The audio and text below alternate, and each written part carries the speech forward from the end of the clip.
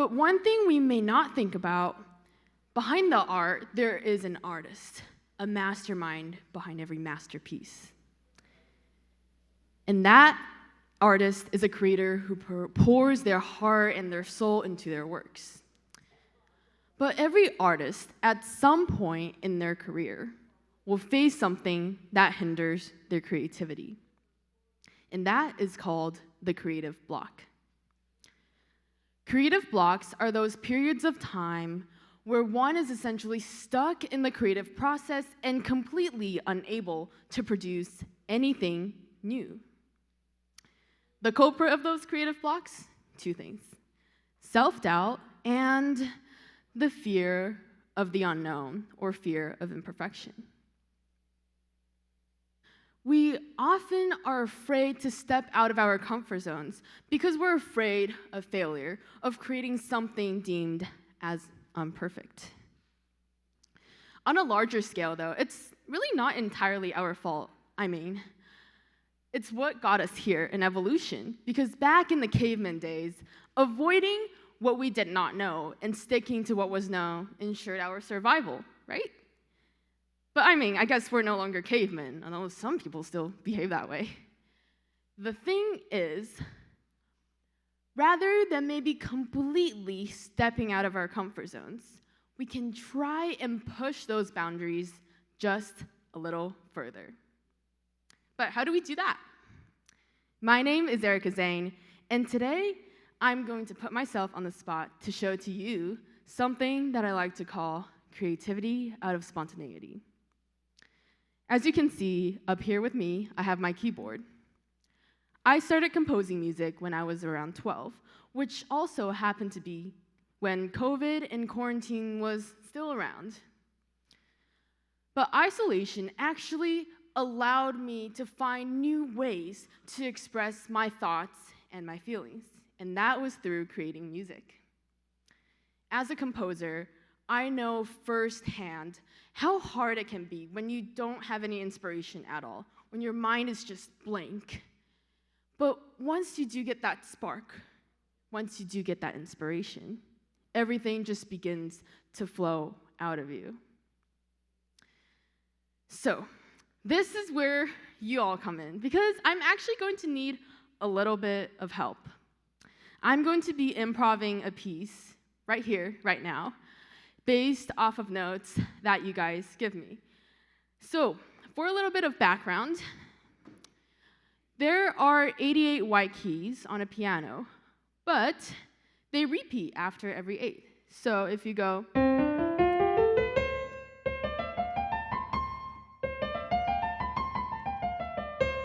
as you can see, the pattern repeats itself. So each key has a corresponding letter. So this is C, D, E, F, G, A, B, C. The letters only go from A to G. So what I'm going to need from all of you is, I need 4 notes. Yes? Hi, can you give me a note? A? All right, A, perfect. So first note is A. Second note? Yes. G. All right, second note is G. Third note, anybody? E? All right. So you have, that's how it's sounding so far, and yes. D? C? All right, C as in cat. Awesome. Okay, so again, those notes were A, G, C, A, G, E, and then C. All right.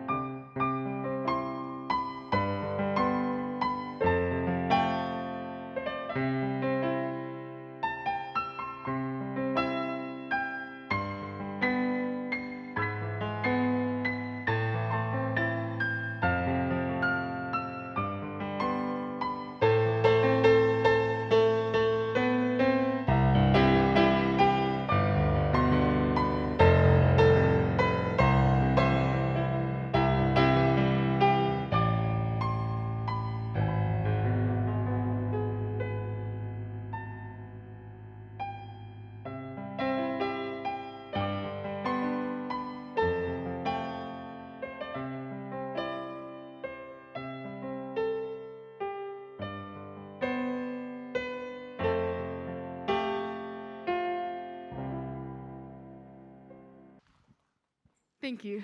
Thank you all so much. So, what happened there was an improvisation.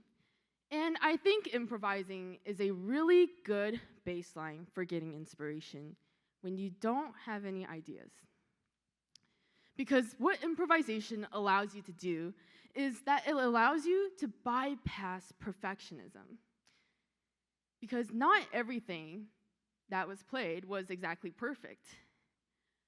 Maybe not everything sounded right, but what ended up happening was those little tiny imperfections eventually was able to merge and turn into something beautiful.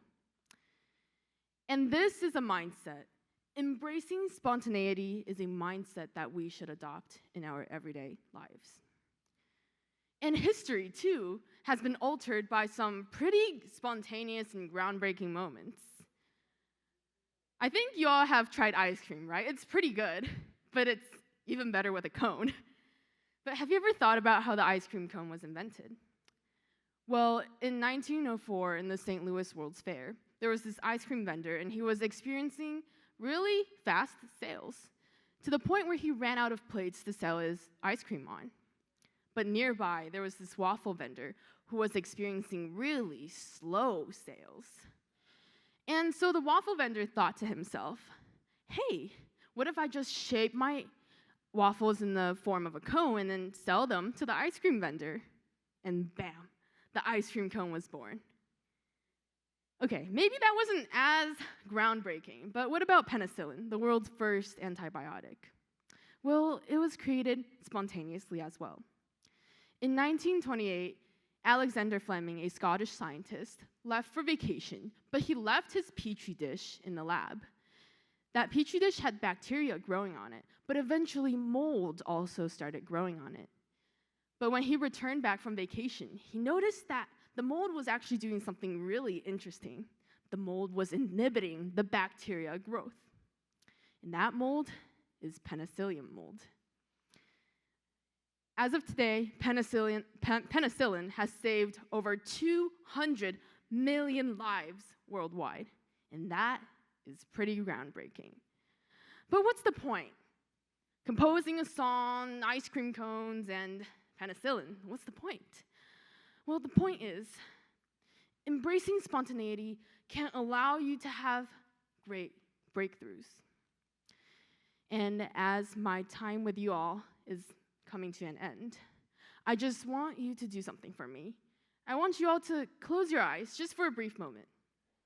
And I want you to imagine the most brilliant sky at sunset. Imagine you have the blue merging into the orange, into the pink, into the red, into the magenta, and the violet, and then dusk and night, and the sunset is gone. That sunset, that spectrum of color, is what represents each of us and the differences in each of us. Because when we allow those differences to merge together, that is when we truly find something beautiful. But the sunset, it also represents us, our existence, compared to the existence of the earth. Because sunset is here ever so momentarily out of the whole day. And our existence compared to the existence of the earth, we're here ever so momentarily. So maybe not every single thing you do has to be executed or planned exactly perfectly. Maybe it's okay to make those mistakes, to step out of your comfort zones just a little bit. Maybe it's okay. And maybe you are stopping you from the things that you want to do. So, what is your next step on embracing spontaneity? Thank you.